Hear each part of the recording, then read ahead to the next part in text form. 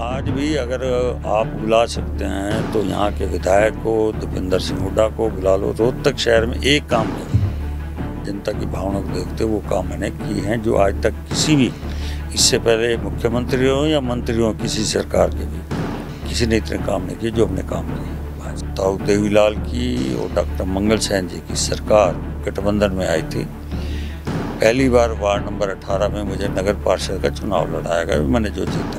फिर जब एक देश जब आज़ाद हो गया, तिरंगा झंडा लहरा लिया, तो जम्मू कश्मीर 370 धारा 35 लगाने क्या जरूरत है? कांग्रेस की सोच सिर्फ समाज को बांटना, जाति पाति ला के खड़ा करना, धर्म संप्रदाय सोच था। मुझे टिकट 1991 में मिल गई थी, 91 में। श्री मदन लाल खुराना हमारे प्रभारी थे जी। हालांकि मैंने टिकट मांगी नहीं थी। जो दिल्ली के जो सीएम, जो संगठन की चिंता करने वाले वो काफ़ी मेहनती थे, इसलिए गांव शहर वो घूमते थे, और खासतौर से शहर में तो वो स्कूटर में घूमते थे। समाज को इकट्ठा रखना हमारा धर्म है, बेशक हम राजनीति में हो या सामाजिक में।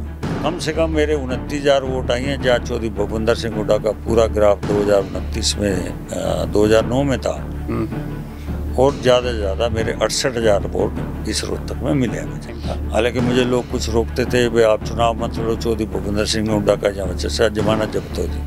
मैं चुनाव लड़ूंगा अगर पार्टी ने मुझे टिकट दी। गठबंधन हुआ, चौधरी बंसीलाल के बीच में सेठ श्री कृष्ण जी मंत्री बने। गठबंधन में उनको हमने 35-36,000 वोटों से जीताया रोहतक विधानसभा से। नमस्कार, मेरा नाम है ओपी वशिष्ठ। दी हरियाणा टॉक्स में आपका स्वागत है। आज हम आपको ऐसे शख्सियत से मिलाने जा रहे हैं जिसका राजनीति में अपना रुतबा है, और लोगों के बीच में हमेशा ही आपको नजर आएंगे।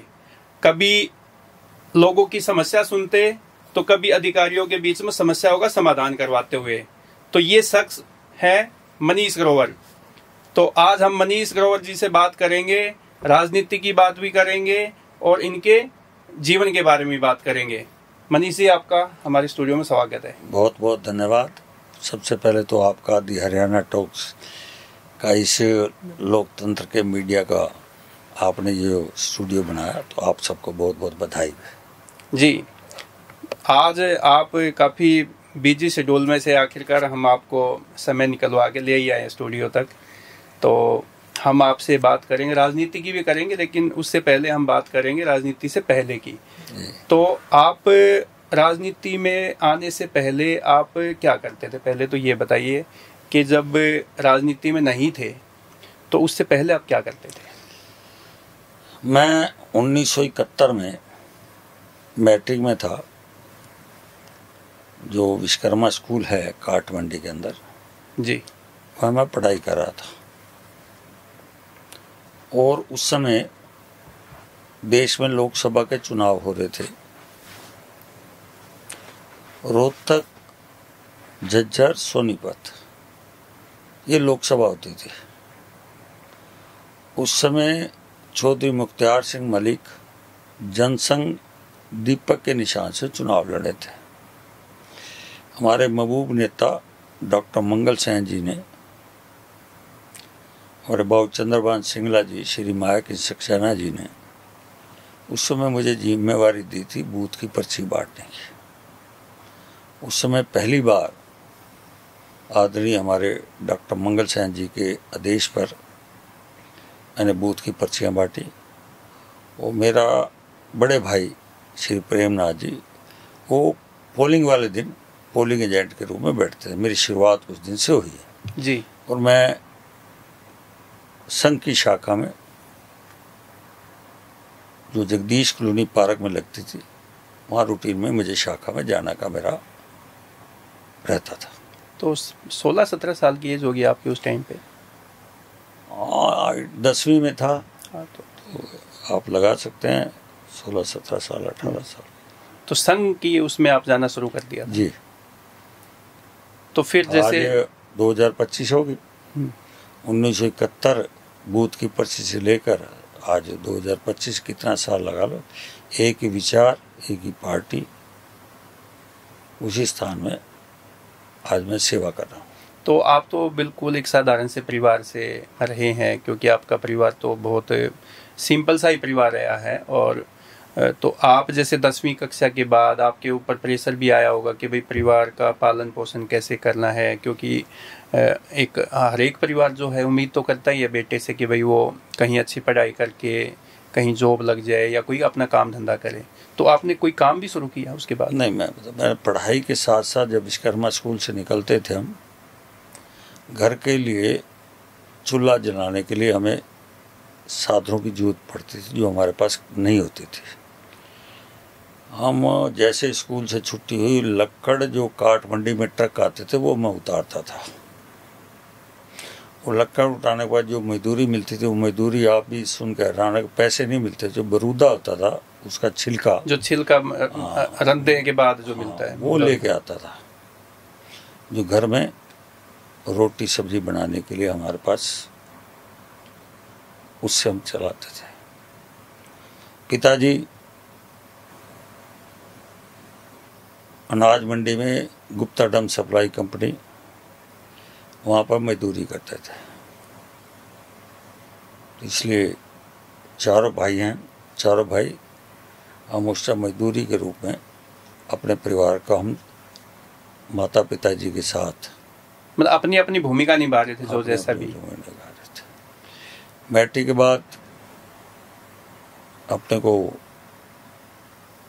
दुकान बनाई, दुकान का काम चला। इसी बीच में हायर सेकेंडरी विश्वकर्मा स्कूल में थी, वो हरियाणा सरकार ने ख़त्म कर दी, +2 की, जो +2 थी। फिर आगे गवर्नमेंट स्कूल जो वर्तमान में हिसार रोड पे है, जो आजकल वहाँ से बदल कर नई बिल्डिंग में चला गया है। हाँ, वहाँ से शिफ्ट हो गया है। वहाँ तो +2 हमने किया। और उसके बाद +2 के बाद जो आज ये नेकीराम कॉलेज है या इवनिंग कॉलेज, हाँ, ये इवनिंग कॉलेज यहाँ लगता था। जी जी। तो दिन में दुकान पे होते थे, शाम को यहाँ इवनिंग कॉलेज मैंने ज्वाइन की थी। परंतु मेरी किसी पारिवारिक कारण से, परिवार में बड़े भाई साहब का अस्वस्थ होने के कारण मेरी पढ़ाई छूट गई। और उसी बीच में मैं व्यापार में लग गया। और व्यापार में लगते लगते फिर 1987 में मुझे डॉक्टर मंगल सेन जी, जब ताऊ देवीलाल की और डॉक्टर मंगल सेन जी की सरकार गठबंधन में आई थी, पहली बार वार्ड नंबर 18 में मुझे नगर पार्षद का चुनाव लड़ाया गया, मैंने जो जीता 87 में। 87। फिर 1992 में दूसरी बार मैं पार्षद बना, 2 बार लगातार पार्षद बना। सक्रिय राजनीति मैंने 1987 में शुरू किया। कारपोरेशन के इलेक्शन में जो दोनों बार नगर पालिका थी उस टाइम पे, तो उस टाइम जो आज वर्तमान में जो हमारे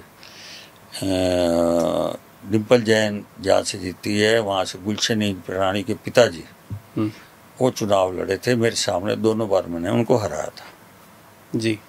उस समय की नगर पार्षद से चुनाव लड़ते लड़ते आज मैं 6 बार विधानसभा का चुनाव भी लड़ चुका हूँ।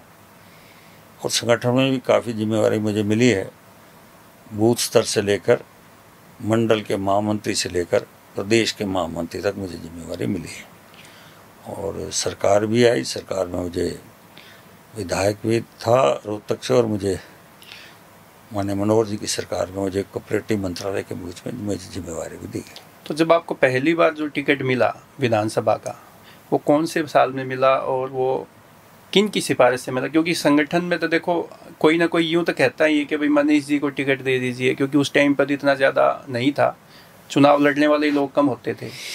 मुझे टिकट 1991 में मिल गई थी। 91 में श्री मदन लाल खुराना हमारे प्रभारी थे जी। हालांकि मैंने टिकट मांगी नहीं थी। जो दिल्ली के जो सीएम वो हरियाणा के प्रभारी थे जी। तो उस समय मुझे टिकट दी गई, मैंने टिकट मांगी भी नहीं थी, तो मुझे उस समय सिर्फ पार्षद ही बना था और मेरी कोई ज़्यादा इच्छा रखी भी नहीं थी मैंने विधानसभा चुनाव लड़ने की। तो संगठन मुझे दी मैंने मदन लाल खुराना जी ने, परंतु उसके बाद कुछ संगठन के लोगों ने बाद में तय किया कि किसी और सीनियर को लड़ाया जाए। उसमें हमारे नगर परिषद के चेयरमैन श्री सुंदरलाल जी सेठी होते थे जी। उनको लड़ा। तो मैंने संगठन की बात मुझे कहा कि आपने नहीं लड़ना, तो मैंने पीछे हट गया और मैंने टिकट नहीं मांगी। और उसके बाद उनमें श्री सुंदरलाल जी सेठी चुनाव लड़े। उस समय 1991 चौधरी भजनलाल की सरकार बनी थी। सेठ श्री किशन जी, श्री सुंदरलाल जी सेठी और श्री सुभाष जी बत्रा उस टाइम तिकोने मुकाबले में 2-2.5 हजार वोटों लक्षण जीते थे। तो सुभाष बत्रा शायद 1991 में बने, जो चौधरी भजनलाल की सरकार बनी थी। जी जी। तिकोने मुकाबले में श्री सुभाष बत्रा जी जीते थे। सेठी जी का भी अपना रुतबा होता था उस टाइम पे। हमारे नेता थे। राजनीति में हर चीज चलती रहती है, परंतु 5 साल उन्होंने अच्छा नगर परिषद का ईमानदार से चलाया। उसके बाद आपको लगातार 3 चुनाव विधानसभा के लड़ लें। फिर मुझे 2000 में, जब वर्तमान में जो देश के प्रधानमंत्री जी हैं, ये हरियाणा के प्रभारी थे। 1996 से 2002 तक शायद रहे। 2001 तक।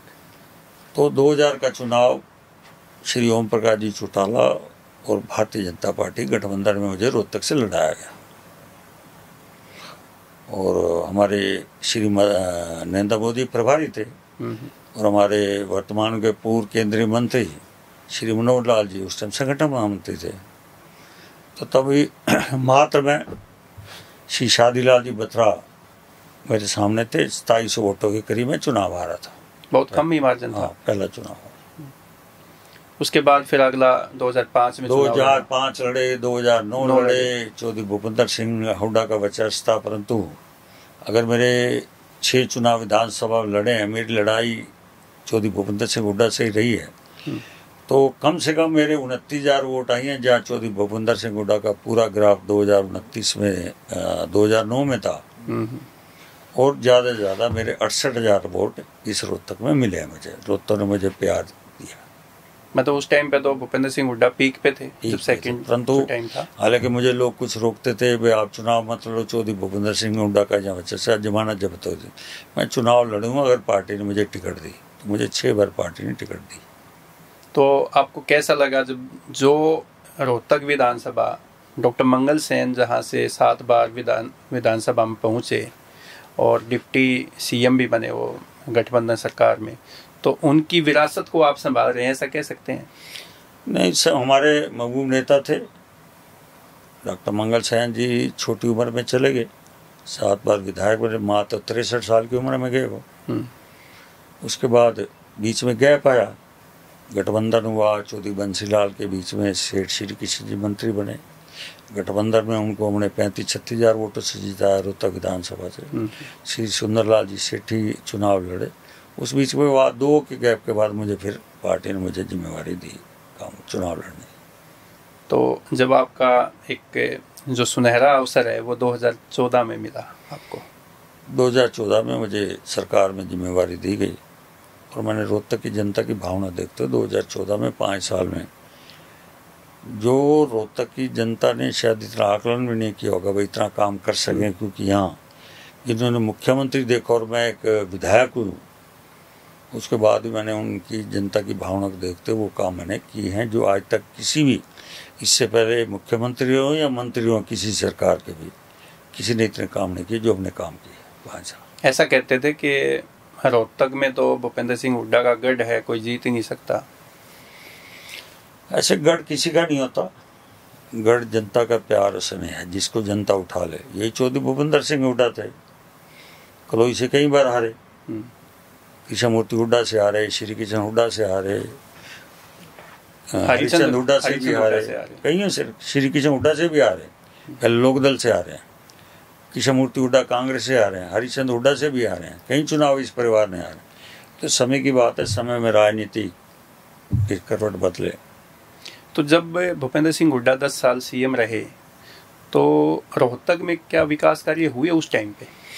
रोहतक शहर में नहीं हुआ, कोई रोहतक शहर के बाहर हुआ एक भी। आज भी मैं कह रहा हूँ, आज भी अगर आप बुला सकते हैं तो यहाँ के विधायक को दीपेंद्र सिंह हुड्डा को बुला लो, रोहतक शहर में एक काम नहीं हुआ। रोहतक शहर के बाहर हुए हैं, कलानौर में हुए हैं, कलोई में हुए हैं, मैं में हुए, रोहतक शहर में काम नहीं हुआ, कोई काम नहीं हुआ। नहीं, गिनती से ठोक के कह सकता हूँ। जब भी कोई सामने हमने बता दो तब बात करने को हर बात पे तैयार हूँ। या आप पूछ लेना भाई एक काम बता दो कौन सा किया। तो आपको जब जैसे मौका मिला, आप तो विधानसभा में भी पहुंचे, आप हमेशा लोगों की आवाज़ भी उठाते थे और दमदार तरीके से आपका तो जो एक कार्यशैली रही है वो बेबाक तरीके से रही है। ऐसा नहीं है कि आप कोई किसी से डर के या किसी से झिझक हो के आप बात करते हैं। तो आपने 2014 में जब आपको जिम्मेदारी मिली तो आपने क्या काम करवाया रोहतक के लिए? मेरे मित्र, मैं जब 2 बार पार्षद बना,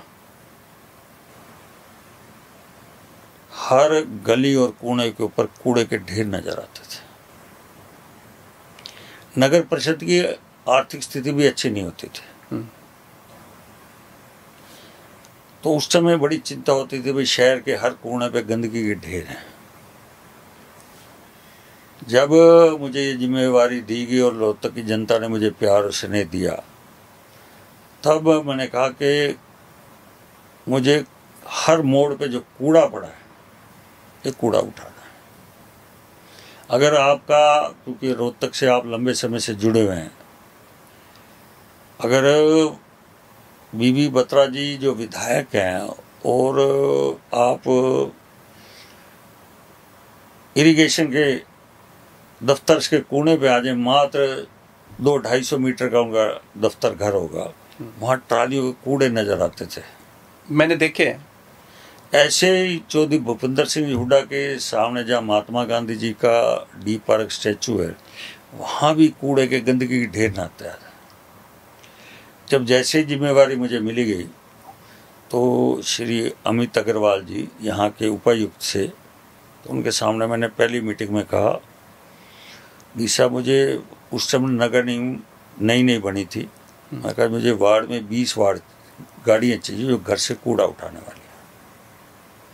आज वो सरकार के सीएमओ हाउस में बैठे हैं, सेक्रेटरीट में, उनकी पीठ पीछे उन्होंने हफ्ते के अंदर 20 गाड़ियाँ मुझे दी। तो 20 गाड़ी मैंने हर वार्ड में एक गाड़ी दी, घर से स्पीकर लगाओ, घर से कूड़ा उठाना। और सबसे पहला काम मैंने बस कूड़े उठवाने वाला किया।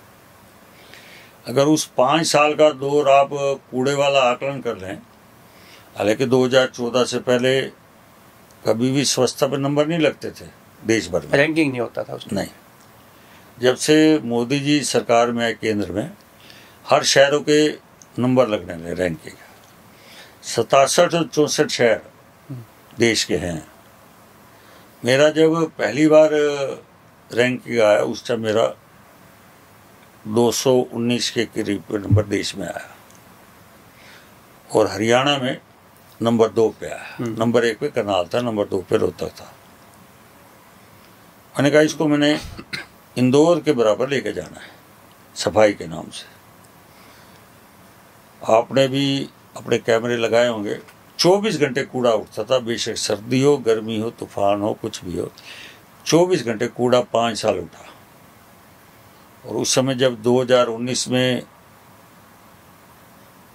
पूरे हुए 5 साल, उस टाइम मेरा रोहतक 39 नंबर पे आया सफाई में 2019 में। इस सफाई के मामले में तो मैं इसके लिए तो मैं खुद भी अप्रिशिएट करना चाहूँगा आपके काम को, क्योंकि सफाई के मामले में, गंदगी उठाने के मामले में रोहतक में बहुत ज़्यादा काम हुआ है। इसके लिए तो हम नहीं ये कहेंगे, क्योंकि ये तो सबको दिखती है चीज़ें, ऐसा नहीं है कि कोई बगैर दिखे कुछ बोल देगा। और अच्छा, जब 2014 में जब बीजेपी की सरकार बनी तो आपको ये पता था कि मनोहर लाल जी सीएम बनेंगे? नहीं, मेरी जानकारी भी नहीं थी, परंतु इतना जरूर मुझे एहसास था कि जब वो चुनाव की प्रक्रिया चल रही थी, वो पूरे प्रदेश में हर विधानसभा में जा रहे थे। लोकसभा का चुनाव तो मनोहर लाल जी ने ही पूरे संयोजक थे। हाँ, लोकसभा चुनाव के तो लोकसभा की बात करो, तो जब वो पूरे विधानसभा घूम रहे थे, तो जब वो मेरे साथ जब बैठते थे, चर्चा करते थे कि मनीष जी मुझे चुनाव लड़ना है विधानसभा का। अच्छा जी, खुशी है कि मैं रोहतक लड़ूंगा? खुशी है जी, मुझे इससे ज़्यादा और क्या होगा, लड़े। मैं एमएलए वास्ते नहीं लड़ा। तब उन्होंने ये बात कही थी। ये चुनाव से पहले की बात है? ये चुनाव की अभी टिकट की घोषणा ही नहीं हुई थी, चुनाव की घोषणा भी नहीं हुई थी। कि जब पूरे प्रदेश में घूम रहे तब उन्होंने कहा मैं खाली विधानसभा का चुनाव एमएलए वास्ते नहीं लड़ा। इससे मुझे थोड़ा सा एहसास हुआ कि शायद ये कुछ ना कुछ मन में है। उनके मन में ये था कि या तो रोहतक से चुनाव लड़े या कहीं से भी, जो भी लड़ा। हमने देखो पार्टी के हमारे वरिष्ठ नेता थे, हमें इस बात में सहज भाव में हमने स्वीकार किया। हमने कहा रोहतक के चुनाव मुझे खुशी होगी कि मेरे यहाँ से चुनाव लड़े। और मनोहर लाल जी जैसे रोहतक से ही हैं, आप भी रोहतक से ही हैं, तो उनसे जो पहली मुलाकात आपकी कब हुई? संघ के टाइम में या और संगठन में? संघ में थे जब 1996 में जिला प्रचारक के रूप में आए थे, तब से जिला प्रचारक के बाद वो तुरंत 6 महीने के बाद ही प्रदेश के संगठन महामंत्री बन गए थे। उस टाइम मुझे मंडल अध्यक्ष की जिम्मेवारी मेरे पास थी। तो कभी कभार रोहतक आते थे या रोहतक तो हेड ऑफिस ही रहा? ज्यादातर रोहतक का उनका प्रदेश में दौरे मारते हुए आते थे, राउंड लगता रहता था और हर हफ्ते में 1-2 बार उनसे मिलना जुलना हो जाता था हमारा। तो संगठन की चिंता करने वाले वो काफ़ी मेहनती थे, इसलिए गांव शहर वो घूमते थे और खासतौर से शहर में तो वो स्कूटर में घूमते थे। जब मनोहर लाल जी भी बताते हैं कि भाई हमने भी पहले उनके इंटरव्यू भी किए हैं और वैसे उनका प्रोफाइल भी हमने किया, तो बताते हैं वो गांव में जब छोटे थे या युवा थे तो गांव में वो कपड़े का कारोबार करते थे। वो गांव में जाके भी कोई छोटी सी वो काम तो उन्होंने दिल्ली किया था पढ़ाई के बाद, कपड़े का। अच्छा, दिल्ली किया था? दिल्ली किया था, परंतु है ना उन्होंने काम तो कई किए, तो जाना उन्होंने देश की सेवा में था। किस्मत में तो कुछ और ही लिखा था उनके। क्या लिखा था? वो तो जब प्रचारक के रूप में परिवार में से जा रहे थे, माँ ने पिताजी ने रोका काफी, क्या बड़े संभालेगा कौन खेती बाड़ी? 3 भाई बैठे हैं, ये संभालेंगे, मेरे पीछे 3-4 भाई बैठे, ये संभालेंगे खेती के, मैं तो अब देश के लिए जा रहा हूँ। मनोहर लाल जी के बारे में ये कहते हैं कि बहुत जिद्दी है। जैसे शिक्षकों का जो ऑनलाइन ट्रांसफर पॉलिसी बनाई, सीईटी का उन्होंने एग्ज़ाम लिया कि जो 3rd और 4th क्लास के जो जॉब लगेंगी वो इस टेस्ट के बाद जो कैपेबल होंगे उनको ही लिया जाएगा। क्या जिद्दी पहले से ही है या सीएम बनने के बाद इतने जिद्दी बने? नहीं, क्योंकि जिद्दी कहते हैं कि वो जो ठान लेते करेंगे। नहीं, इसको जिद्दी नहीं कहते, एक मन में जज्बा होता है कि मुझे इसको सुधार करना है जी। ये सुधार की लाइन है और टूटे मन से कोई काम नहीं हो सकता। कोई भी हो, आप अब इस लाइन में हो, आप इसको छोटे छोटे करके थोड़े थोड़े करके चलाओगे, करें ना करें तो आदमी पार नहीं होता। आपने कहा करना है तो करना है, नुकसान हो फायदा कुछ भी हो, ये उन्होंने संगठन में भी थे जो चर्चा करके जो लाइन तय हो जाती थी उसमें आगे बढ़ाते थे। वो जिद नहीं कह सकते, वो एक चर्चा करके उस काम को सिरे चढ़वाते थे। इसलिए वो बेशक कोई भी काम हो उसको सिरे चढ़ा कर छोड़ते, फायदा और नुकसान हो। और ज़्यादातर जितने भी काम उन्होंने किए हैं इस हरियाणा की राजनीति के जो परिवर्तन किया वो 100% पूरे हुए। और ये जो बिना खर्ची का जो नारा दिया, ये मनोहर लाल जी की वजह के कोई नहीं दे सकता। मनोहर लाल जी कोई संगठन नहीं था, कोई एमएलए कुछ नहीं थे कि हम राजनीतिक आदमी हैं, कार्यकर्ताओं को, परिवार के लोगों को नहीं, जो लगेंगे वो भी हमारे परिवार के हैं। जिसका हक हम खोसेंगे और जिसका हक बढ़ता है उसको नहीं मिलेगा तो क्यों आपका फिर वोटर बढ़ जाएगा? वोटर वही बनेगा जिसकी आप सेवा करोगे। इसलिए उन्होंने जिद करके आज देश के प्रधानमंत्री जी पार्लियामेंट के अंदर भी और हर स्थल पर बोलते हैं, मीडिया के सामने बोलते हैं, बिना पर्ची बिना खर्ची इसका हरियाणा उदाहरण है। पूरे देश में एक मैसेज भी गया है, बहुत अच्छा मैसेज।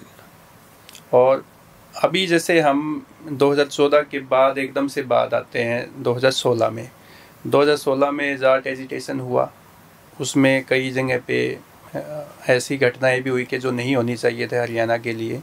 तो उसमें ये भी बात आई कि ये जो बीजेपी की जो सरकार बनती है ये तो जाति की राजनीति करते हैं, ये तो जाट गैर जाट बनाया, ये कहाँ तक बात सही है? क्योंकि ऐसे आरोप लगते रहे हैं। भारतीय जनता पार्टी कभी भी जातवाद की राजनीति नहीं करती।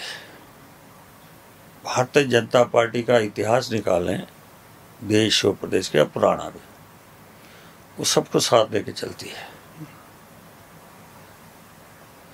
अब दुर्भाग्य है कि जो लंबे समय से सत्ता पे बैठे उनको बर्दाश्त नहीं हो पा रहा था, भाई ये नया पार्टी कौन वर्ग आके बैठ गया है, कौन सी हम एकदम से आगे, कभी नाम भी नहीं सुना नाम लेने से वो उनको नहीं पचा।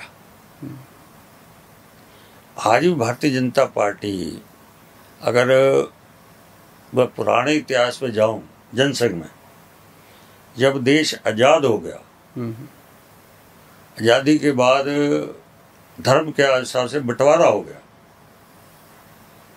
वह हिंदू हिंदुस्तान में रहेंगे, भारत में रहेंगे, मुसलमान पाकिस्तान में जाएंगे। परंतु चलो उस समय की क्या परिस्थिति थी अब मुझे नहीं पता, जो किताबों में यहाँ हम सुनते हैं, चलो मुसलमान रोक लिए गए तो वक्फ बोर्ड बनाने की क्या जरूरत पड़ी थी मुसलमानों के वोटों के लिए?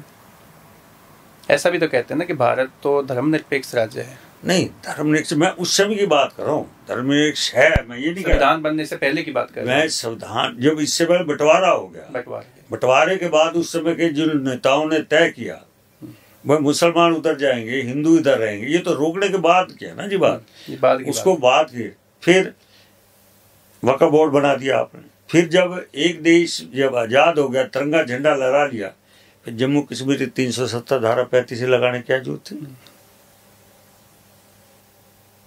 कांग्रेस की सोच सिर्फ समाज को बांटना, जाति पाति ला के खड़ा करना, धर्म संप्रदाय सोच था। इसलिए हरियाणा के कुछ राजनीतिक दलों ने उसी डरे पे चले हैं, जाति पाति की राजनीति करने से। जब हम इंसान हैं, भगवान ने हमें पैदा कर दिया है, धरती पर आ गए, हम सब बराबर हैं, कोई भी जाति हो। सत्ता पब्लिक ने दी है भाई, जबरदस्ती खुशी था नहीं, जनता ने बिठाया, जनता का मैंडेट है, जनता ने बिठाया, आपको बर्दाश्त नहीं होगा ना। तो कुछ लोग हैं ये जो हैं आज, इसीलिए तो उनका घमंड अहंकार इस 2024 में टूट गया। जनता की आ पड़ी, नहीं तो कुर्सी के नजदीक पहुंच गए थे।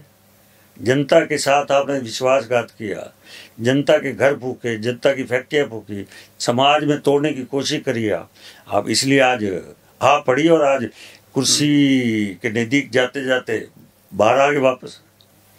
आप जब चुनाव में कैंपेनिंग करते थे 19 में, तो आप कहते थे कि ये भूपेंद्र सिंह हुड्डा को दिल्ली की कोठी खाली करवा दी है और चंडीगढ़ की कोठी भी खाली करवा देंगे और रोहतक की भी कोठी खाली कराए ना। 27 नंबर कमरे में बिठा दिए जाके कोठी से, जो मैं फ्लैट में था वो फ्लैट उसको मिला, कोठी खाली, आप वाला फ्लैट मिला। हाँ, तो जो आपने कहा वो करवा के दिखा दिया। 2019 में दिल्ली कोठी खाली है और अब चंडीगढ़ की कोठी खाली है। आज वो भी नहीं मिल रहा, कोठी भी विपक्ष का नेता नहीं बन पा रहा। कहते थे मनीष ग्रोवर जी तो घमंड में बात कर रहे हैं। देखो, राजनीति के अंदर एजेंडा बना के नहीं चलोगे, कोई भी हो, कितना ही बड़ा आदमी हो, जनता के साथ जो नुकसान करेगा उस जनता के साथ अपने को खड़ा होना पड़ेगा, बेशक मैं सरकार में हूं या नहीं हूं। अगर इस तरह की कोई समाज के तोड़ने की बात करेगा तो उसके खिलाफ कोई भी, मेरे पार्टी के लोग भी होंगे तब भी मैं उनके खिलाफ बोलूंगा। समाज को इकट्ठा रखना हमारा धर्म है, बेशक हम राजनीति में हो या सामाजिक में हो।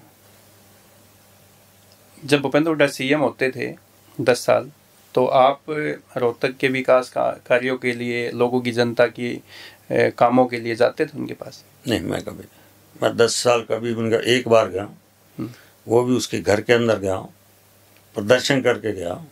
वो कोई एक व्यापारी की हत्या हो गई थी, विकास मलिक का मर्डर हुआ था, उसके सामने कोठी में धरना दिया हमने। गर्मी का दिन था, ताज़ा, क्योंकि मुख्यमंत्री हर 6 महीने बाद 3 महीने बाद काली सड़क कर लेते थे अपने डी पार्क के सामने। तपती धूप थी, RS धून DC था, आलोक मित्तल SP नया आया था, उसके बाहर धरना दिया था हमने। जब SP DC बोले नहीं मिल सकता, वहाँ मिलना पड़ेगा उसको, तो कहता नहीं मिलेगा। मैं जब रोहतक कोठी से बाहर निकले तो उसकी गाड़ी में लेटूंगा, तब मिलेगा। तब उन्होंने आप रोड पे बैठ गए, बैठ गया, उसके घर उन्होंने बुलाया मुझे। उन्होंने मुझे कहा कि हाँ मौत पर राजनीति कर रहे हो।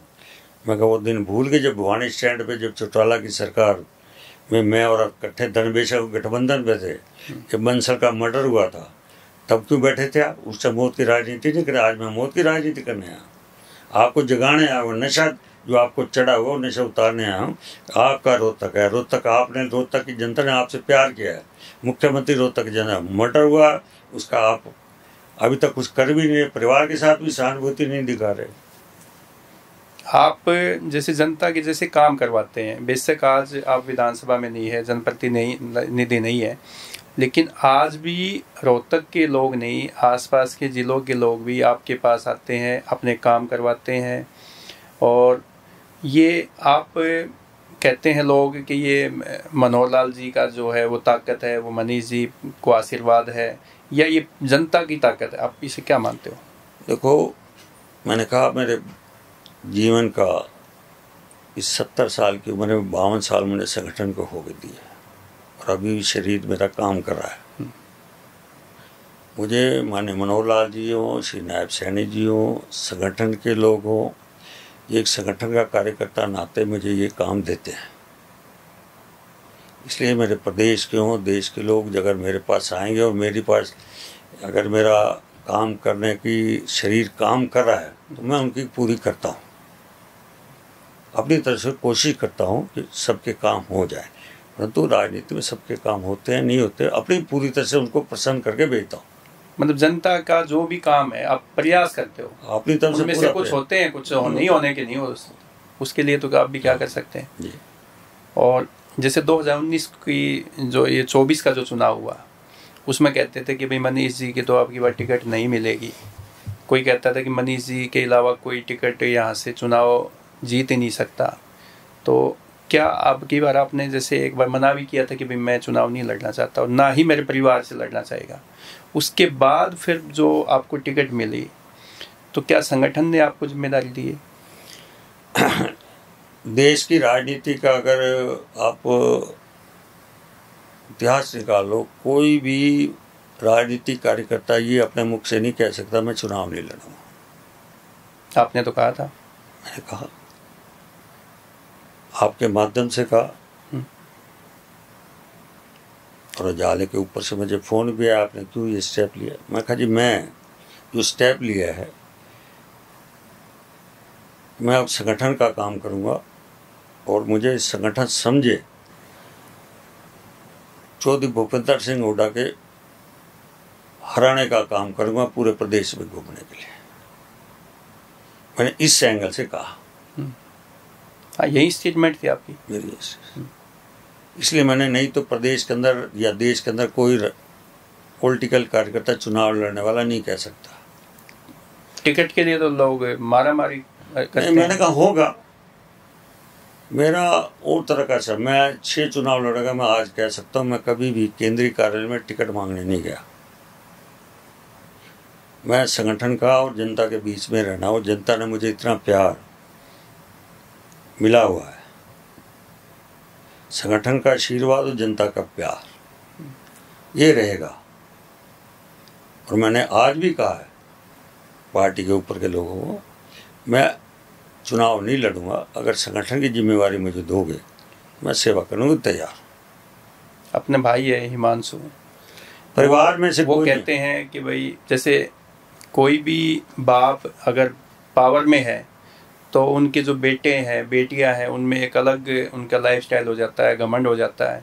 लेकिन जो हिमांशु है कभी राजनीतिक बातें नहीं करते मिलते। क्या उनमें राजनीति में इंटरेस्ट नहीं है? क्या रुचि नहीं है? नहीं, राजनीति में रुचि रखना या रखना वो बात अलग है, उसको वो तो।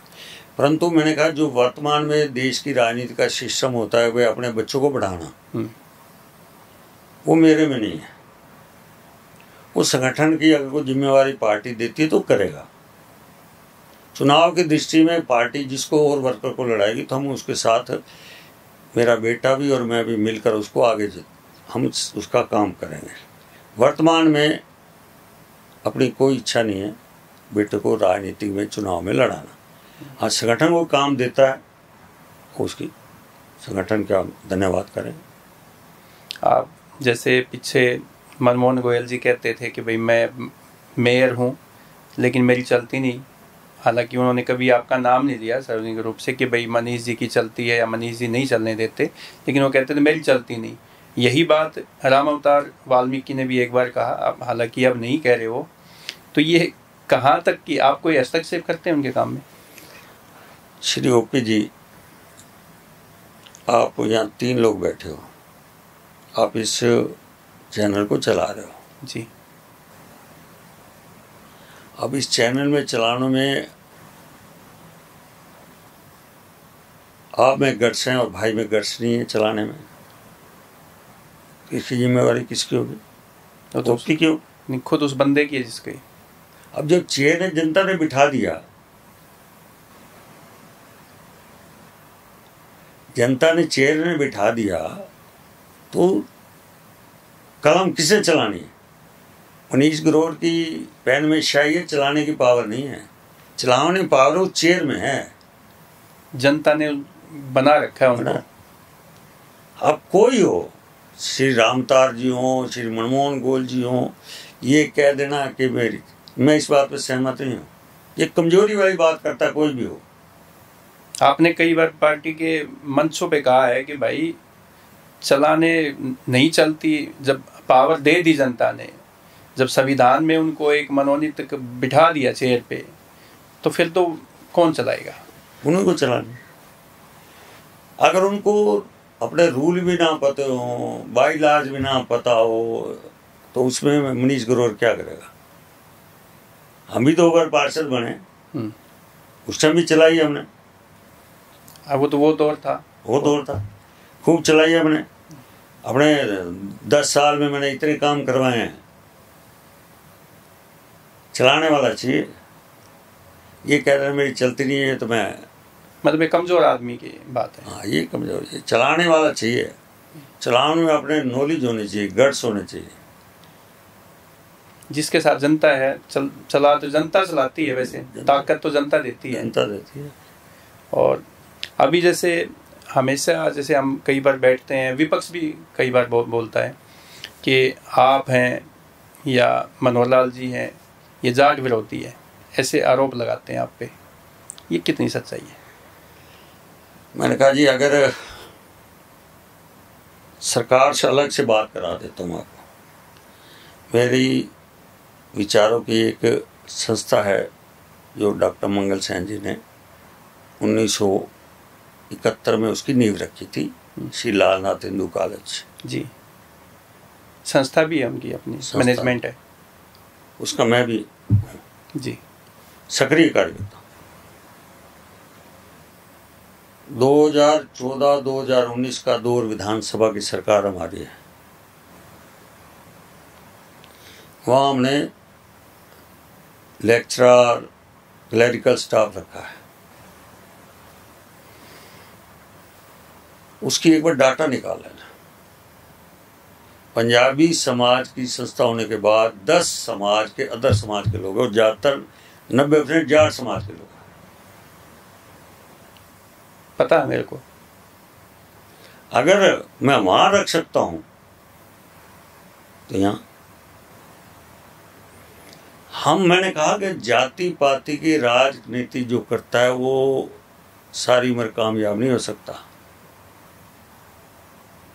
नहीं, वैसे तो मैं आपके साथ देखता हूँ हमेशा, जाट समाज के काफ़ी मजबूत लोग साथ देखता हूँ मैं, आपके साथ रहते हैं, सतीश जी आपके साथ रहते हैं, और बहुत सारे लोग हैं, ऐसा नहीं है। मैंने कहा मैं जाति पाति की राजनीति करने में मेरा संगठन कहीं भी नहीं करेगा। मनोहर जी हों, नायब सैनी जी हों, मोदी जी हों, हम सब लोग सबका साथ, सबका विकास, सब पे विश्वास में इंटरेस्ट रखते हैं।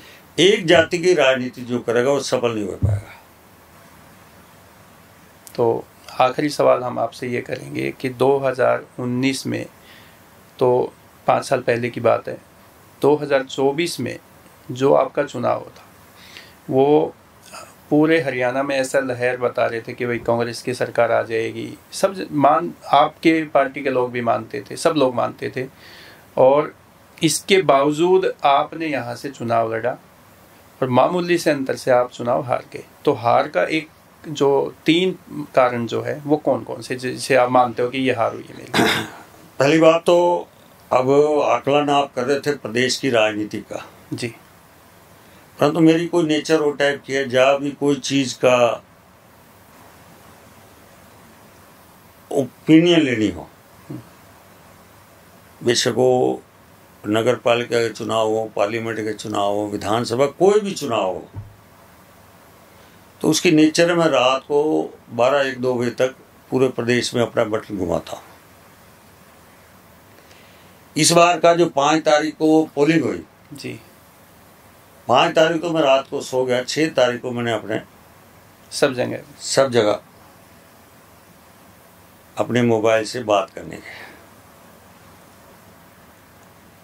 अफसरों से भी की, आप जैसे मित्रों पत्रकारों से भी करी, जहाँ जिससे मेरी नेचर है, संबंध है। शहर के मैं नाम नहीं लेना चाहता, आप भी समझते हो मेरा मित्र पत्र कि सारी सीटें कांग्रेस की जा रही हैं। ऐसे हो जाए ओपिनियन जो आई, हाँ, जो उनका आंकड़ा था। फिर चंडीगढ़ के जो ऑफिसों में बैठे बड़े सीनियर नेता, वो भी कहने लगे कि 62 सीटें कांग्रेस की आ रही हैं, 20-22 बीजेपी की आ रही है, बाकी अदर में आ जाएंगे। मैंने उस अफसर को कहा, नाम नहीं लेना चाहता, मैं पहले बार तो मैं विधायक बनने जा रहा हूँ।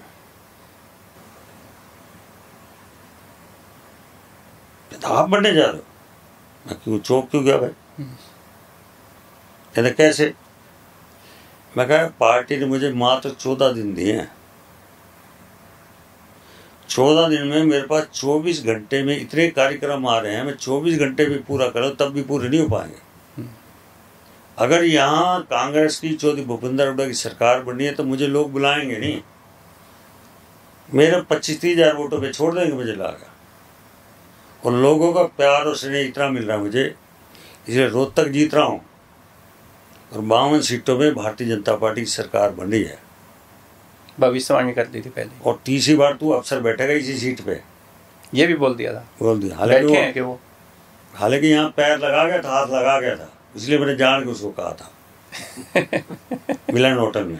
तो वो अफसर बैठे उस कुर्सी पे, चलो वो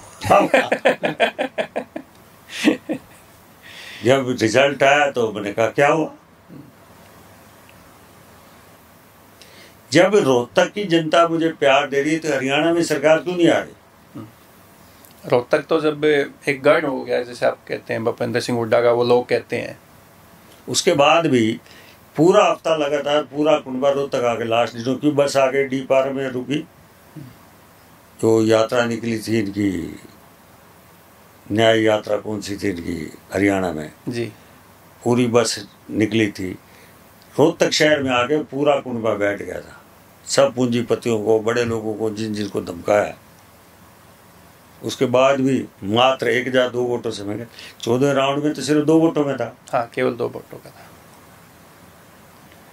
इसलिए वर्तमान में सरकार रोहतक के, अगर मेरे पक्ष में, तो हरियाणा में सरकार अपनी संभावना बन रही थी। आपको अगर 1 या 2 दिन और कैंपेनिंग के मिल जाते तो? 14 दिन में कैंपेन को मैंने कहाँ तक ले गया था? 0 से शुरू हुआ था इलेक्शन तो, और मैं पूरा कॉन्फिडेंस में था कि चुनाव जीतूंगा, परंतु भाग के बिना कुछ नहीं। जो होता है इसी में संतुष्ट रहना चाहिए आदमी। तो नायब सिंह सैनी जी जब कई बार वो जब चुनाव का रिजल्ट आया उसके बाद वो कहते हैं कि ये कांग्रेसी तो रेस्ट हाउसों में कब्जा जमा के बैठ गए थे, या रोहतक में भी कोई कब्जा कर रखा था किसी ने? अब आपके सामने है, कहाँ कितने रथ आए थे, लड्डू आए थे, सबकी नई वो बता रहे कौन सी गाड़ियाँ आई थी, ये जीप टाइप की, क्या बोलते हैं उसकी, थार, काले रंग की थार, और सबका मुंह गुड़गांव की तरफ हो गया था। अच्छा। हाँ, और चारों तरफ रोहतक जिले में अनथराइज दुनिया भर की खेती बाड़ी कॉलोनी काटने के लिए सब के सफ़ेद जूते निकल आए थे बाहर। जमीनों के रेट भी बढ़ गए थे। रेट भी बढ़ गए, सफ़ेद जूते भी बढ़ गए थे। तो दुकानों पर सफ़ेद जूते नहीं थे उस टाइम पे? उस टाइम नहीं मिले, सब सफ़ेद जूतों की पूरी बोरियां भर के गाड़ी में रख ली थी सबने। आ गया। तो ये अभी जैसे लगातार 2 प्लान से भारत भूषण बत्रा विधायक हैं, आप इनको रोहतक में एज ए विधायक होने के नाते उनको कितने नंबर देना चाहोगे? रोहतक के लिए क्या किया उन्होंने? देखो, मैंने कहा जब वर्तमान में वो सरकार में थे तब भी कुछ नहीं किया। रोहतक शहर का अगर कोई आप एक काम पूछ लो, आपके टाइम में को पता हो तो मैं बता देता हूँ कौन सा काम उन्होंने किया, या वो बता दें। आप कोई सवाल करना, मैं पूछता भाई ये काम बता दे, भाई ये किया है। नहीं, कोई ऐसा कोई बड़ा काम तो हमें ये नहीं, क्योंकि भूपेंद्र सिंह हुड्डा यहाँ से सीएम थे, तो जब उनके टाइम में हम कॉलेज में पढ़ते थे, यूनिवर्सिटी में, तो हमें ये इतना तो पता है कि सीवरेज और पानी के जो है वो नीचे से पाइपलाइन बिछाई थी, जो काफ़ी साल 2 साल 3 साल तक वो खुदाई और रास्ते ब्लॉक हो गए थे कि भाई उसके बाद जल भराव नहीं होगा, पानी की ये जो बाढ़ आ जाती है, फ्लड आ जाता है, ये नहीं आएगा, ये ऐसा कुछ कहते थे। फिर बाढ़ आई कि नहीं आई? हर साल बारिश में डूबता रोहतक। अब डूबता है। कुछ इलाके तो अब भी पानी में बताओ कौन सा इलाका, मेन इलाका बताओ तो कौन सा सबसे ज्यादा शहर डूबता था? पहले तो छोटेराम चौक डूबता था। जब से हरियाणा बना है तब से छोटेराम चौक पे पानी खड़ा होता था। 1983 के अंदर राजीव गांधी राष्ट्रीय महामंत्री थे, बंसीलाल की सरकार थी, शेठ जी के मंत्री थे, तब रोहतक पानी डूबा हुआ था। तब राजीव गांधी जी आदेश दे गए थे भाई इस शहर के विकास के लिए जरूर एक काम हुआ था, सिर्फ पीजीआई से लेकर और अनाज मंडी पुरानी से लेकर इस अप्रोच रोड, जज्जर रोड, गणीपुरा से सीवर की लाइन डाली, बस। नहीं, कई आरओ भी बने, फ्लाईओवर जो बनते हैं, जैसे ITI वाला बना, और भी कई ऐसे। मैं उसकी पानी निकासी की बात कर रहा हूँ, मैं उसकी बात नहीं कर रहा जी। तो उसके बाद 1991 में सुभाष बत्रा जी आए, 95 में रोहतक की क्या हालत थी? बहुत बुरी हालत थी, डूब गया था पूरा रोहतक, पूरा डूब गया। फिर चौधरी भूपेंद्र सिंह हुड्डा आए, हाउसिंग बोर्ड उनकी पुरानी विधानसभा थी, प्रसिमन हसनगढ़ थी जी, हसनगढ़ का एरिया था ये। पूरा घरों में पानी खड़ा होता था 10 दिन में। छोटेराम चौक में नहीं निकला पानी। आज छोटेराम चौक में लगातार इससे बड़ी बारिश नहीं हो सकती जो आप ही लिख रहे हो। पहले से ज़्यादा मानसून बारिश आ चुकी है। छोटेराम चौक में 1 मिनट में पानी नहीं खड़ा होता। अब पानी नहीं पड़ता वहाँ पे। निकाला कि नहीं निकाला? मैं राड जोड़ के ऊपर पानी घरों में घुस जाता था, हाउसिंग बोर्ड के अंदर। मैं रोहतक का अगर पुराना पानी का दृश्य देख लें तो आज पानी आपको नजर नहीं आएगा। पानी सफाई के लिए हमने काम किया है। जो मेन 2 काम आपने पूछे नहीं हैं, जो शहर का जाम लगा होता था। हाँ, ट्रैफिक की जाम की बहुत ज़्यादा दिक्कत होती थी, बहुत ज़्यादा। पूरा चौधरी भूपेंद्र सिंह वो काम किया गया 10 साल में। आप छोटेराम चौक से लेके शांत में उधर जा नहीं सकते थे, परी तरफ नहीं जा सकते थे। 157 करोड़ रुपया लगवाया है। जैसे माननीय मनोहर जी मुख्यमंत्री बने, मैंने फाइल लेके तैयार होकर चला गया था। मनोहर जी बोले क्या हुआ, अभी हफ्ता तो हुआ मुझे मुख्यमंत्री बने। मैंने मनोहर जी मुझे पता अफसर कैसे काम करते हैं। अच्छा ले, साइन करवा कर नायडू जी से पैसे लाया था जो उससे शहरी विकास मंत्री थे। पहले तो जब आपने शुरू किया तो काफ़ी विरोध हुआ, और बाद में वही लोग यूँ कहते मिले कि भाई ये तो एक ऐसा एलिवेटेड रोड बना दिया कि अब 5 मिनट में आप हिसार बाईपास पहुँच जाते हो। लेफ्ट कच्चा गई रोड, जहाँ 2-2 घंटे जाम लगा रहता, वहाँ से निकलना, लोग जाते ही नहीं थे वहाँ पे। जनता कॉलोनी, सुनारी, यहाँ इधर का सारा इलाका, गनावटी, ये बेरी रोड सारा शहर से कटा हुआ था। अब जो ये रेलवे एलिवेटेड रोड है, इसके जो दोनों तरफ सर्विस लेन है, ये कब तक बन जाएगी? क्योंकि अब काफ़ी लोगों को ये भी दिक्कत थी इसकी। नहीं, ये वर्क ऑर्डर हो चुका है, काम चालू है। एक लेफ्ट हैंड का गांधी कैंप का एरिया तो सड़क बन चुकी है। हाँ, वो लगभग बन चुकी है। राइट बाय वो सिर्फ फॉरेस्ट डिपार्टमेंट की थोड़ी सी परमिशन की प्रदेश से होगी, सेंट्रल से रह रही है, फॉरेस्ट वाले से दिक्कत है। इधर का भी वर्क ऑर्डर हो गया, पुलिस साइड का भी जी। तो ये 5 फाटक निकालना आसान काम है। जब मैं कोर्ट में जाता था ना, वकील कहते थे इतनी ऊंची गाड़ी चली जाएगी, भारी गाड़ी। माँ मोदी जी नाम है, कश्मीर की वादियों पे से गाड़ी निकाल दी, ये तो क्या है। और एशिया में सबसे पहले ये था जी। 10 साल चौधरी दविंदर सिंह रहे, क्यों नहीं निकाले। मुख्यमंत्री की पावर हो और मैं तो कुछ भी नहीं हूं उनके आगे। आपने 10 साल इस फाटक को मुक्त क्यों नहीं करा शहर से। तो अभी आपका जो काम है, हालांकि आप जनप्रतिनिधि नहीं, लेकिन लोगों ने आपको बहुत सारा वोट दिया है, तो आपकी अब आखिरी जो जैसे आप जो काम है अभी प्राथमिकता पे, जो पहला जो काम है जो अभी आप करवाना चाहते हैं, वो कौन सा काम है? देखो मेरे मित्र, वर्तमान में हमारे रोहतक के मेयर हैं, वो नगर निगम प्रस्ताव जो देंगे जी, उसके बाद सरकार को जज जाएगा। अगर मेरे को जो कहेंगे तो उस बात को आगे बढ़ाऊंगा। वर्तमान में अभी फिलहाल मेरा कोई एजेंडा नहीं है जी। तो दोस्तों, आज हमारे साथ पूर्व मंत्री मनीष ग्रोवर जी स्टूडियो में मौजूद हैं और इन्होंने हर सवाल का बेबाकी से जवाब दिया, कोई झिझक नहीं, कोई लाग लपेट नहीं।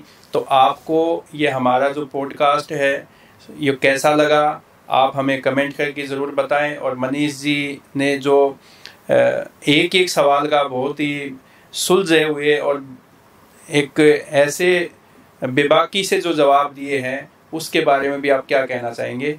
मनीष जी, आपका बहुत बहुत स्वागत। धन्यवाद। Thank you.